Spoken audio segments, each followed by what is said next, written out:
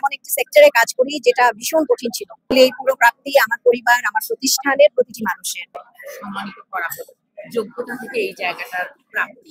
চলার পথটা কি কেমন ছিল? এভাবে বললে তো আসলে আমি এমন একটি সেক্টরে কাজ করি যেটা ভীষণ কঠিন ছিল এবং এটা এই চ্যালেঞ্জিং ছিল যে আমি আসলে সাহস নিয়ে আর আমার পরিবারের সাপোর্ট নিয়ে আমি আজকে আসলে এত দূরে আছি। এবং আজকে যদি বলি এই পুরো প্রাপ্তি আমার পরিবার, আমার প্রতিষ্ঠানের প্রতিটি মানুষের। এবং আমার প্রতিটি প্রতিষ্ঠানের, আমার দুটো প্রতিষ্ঠানে সবাই আমাকে চোখ বন্ধ করে বিশ্বাস করে। তাদের সাথে আমি কোনো কাজ বলার সাথে সাথে তারা জান প্রাণ দিয়ে কাজটা করে ফেলে। এতে যেটা হয়েছে আমি যে কোনো কঠিন কাজ খুব সহজেই করে ফেলতে পেরেছি।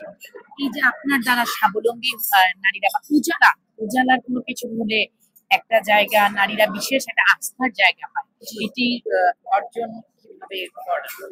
এটি আমার সবার আগে মনে হয়েছিল যে আসলে আমি নিজে যখন আর্ন করতাম তো আমি তো ইনকাম করতেই পারছি, কাজ করলে তো মানুষ ইনকামই করবে। তো আমার মনে হয়েছে এটি শুধু একা কেন্দ্রিক ইনকাম না হোক, মানে এটি আমি আরো অনেককে নিয়ে যদি করতে পারি। এক্স্যাক্টলি। তো আমার মনে হয়েছে আমি একা করতে চাই না, আরো অনেককে নিয়ে করতে চাই এবং সবাই বেনিফিটেড হোক। তো আমি আসলে একজন উদ্যোক্তা তৈরি করে দিব, সে আরো 10 জনকে কাজে লাগাবে।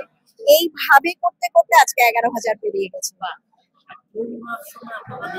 আপনি কিছু অনুদান দিয়েছেন? আমরা অনুদান দিয়েছিলাম।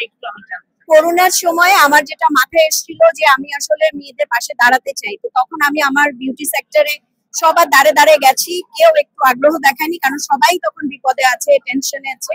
সো ওই মুহূর্তে আমরা তখন বন্ধু বান্ধবের কাছ থেকে, আমাদের আত্মীয় স্বজন, দেশে বিদেশে সবার কাছ থেকে সহযোগিতা নিয়ে 48 লাখ টাকার মতো আমরা আমাদের এই মেয়েদেরকে, বিকাশ আমাদের পার্টনারশিপে ছিল এবং তখন আমরা দিতে পেরেছিলাম। তো খুবই ভালো ফিল করেছিলাম ওটা করতে পেরে। অবশ্যই এটা না, আমরা যখন হ্যাঁ আমাদের যেটা হয়েছিল পুরো বাংলাদেশে আমরা করতে পেরেছিলাম। আমাকে ভীষণ সাহস জুগিয়েছিল আমার বিজনেস পার্টনার, আমাদের উজ্জ্বলা লিমিটেডে আমার যে পার্টনার আছেন, উনি আমাকে বলেছিল তুই শুধু করে যা, হয়ে যাবে, কোনো ব্যাপার না এবং আমরা করব। এবং ভালো কাজে কখনো আটকানো হয় না, আটকায় না কেউ। তো ওই জায়গা থেকে পেরেছিলাম। এই বিষয়টা কিন্তু আমরা খুব বেশি নজরে ছিল, আর আজকে আপনাকে সামনাসামনি পেয়ে জিজ্ঞেস করব। Thank you so much. Thank you.